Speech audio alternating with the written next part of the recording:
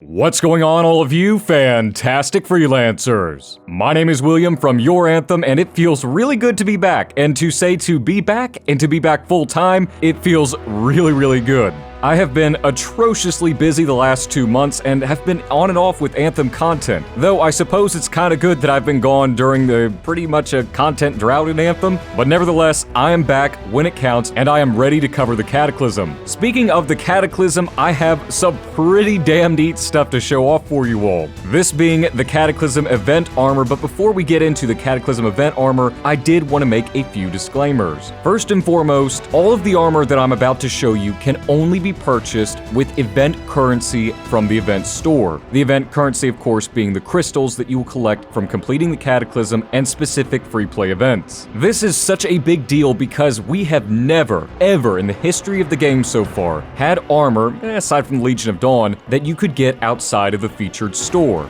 This is especially a big deal when it comes to other things that will be coming from the Cataclysm, such as other cosmetics from other challenges that you can complete that will reward you with vinyls, animations, decals, and wraps, I think. Yeah, wraps. And a whole slew of other things that I am looking forward to finally getting outside of the featured store. But I think that's enough babbling. Let's take a look at these beautiful crystal armor sets from the Cataclysm. First up, we have the Fragmentor Ranger armor set. Some of you will remember this armor set from the screenshot that I took about a month ago inside of the PTS. Now, it is worth mentioning on all of these armor sets that none of the crystals can be colored. In other words, they will always stay this blue tint. However, you can color and materialize and whatever else you want to do the actual armor and the under armor underneath. This Ranger armor set is fantastic, and as many of you guys know, I like to add some bulk to my armor. The Ranger features a nice hefty torso piece that looks somewhat like the Onyx Storm set that we got previously. The helmet is also nice and bulky, and it features a very unique visor. And obviously, I really like those crystals interweaving throughout the armor. Personally, I think the Ranger got one of the best, if not the best, crystallized armor sets from the Cataclysm. But moving on, let's look at one that we've already seen, but a little bit more in depth. This is called the Shattered Armor Set for the Colossus. Now, the faceplate is pretty neat considering that we haven't seen anything like it before, though that's really not saying much considering the Colossus has gotten a lot of really cool torso pieces as of late. The only reason that I am not a big fan of the Shattered Armor set is it really only changes the front of the Javelin. If you are playing and you're constantly looking at the back of the set, it really doesn't look all that different from the base Colossus armor set, which really sucks. Sure, you can make out the crystal shoulders on either side, but it really doesn't look all that different from the back. That's just my one big critique for this armor set, otherwise it looks pretty good.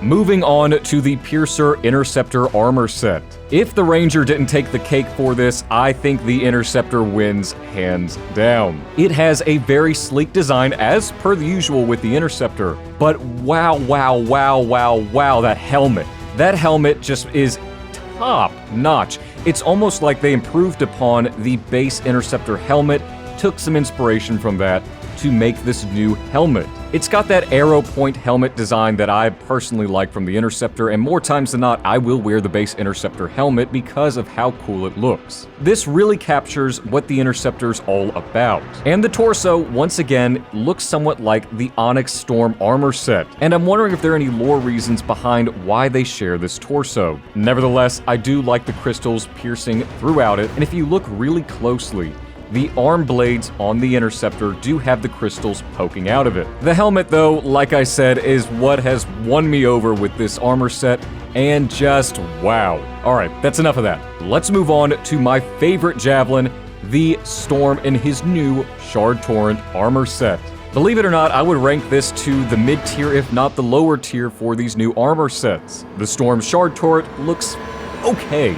The helmet is, yes, definitely unique, and it does have enough crystal on it, and the torso looks like it's just a rework of the Onyx armor set, with crystals, of course, interwoven throughout it. The legs, nothing special. And the arm, yeah, it's got that nice big crystal poking out the left side, and some crystallized spikes coming out of its seals. Ultimately, I'm just not wowed by the Storm armor set, which is saying something. However, I guess that is because we have been spoiled lately with really great Storm armor sets. I think it's relatively okay. In order to get these armor sets, all you have to do is play the Cataclysm, free play, whatever, enough to get enough major crystals and enough small crystals to purchase these. From recollection from the PTS before it closed down, they were the most expensive war chest to purchase. I think requiring something like 8 major crystals and like 600 to 700 minor crystals. Don't quote me, those numbers could very well change before the Cataclysm actually releases. But anyways,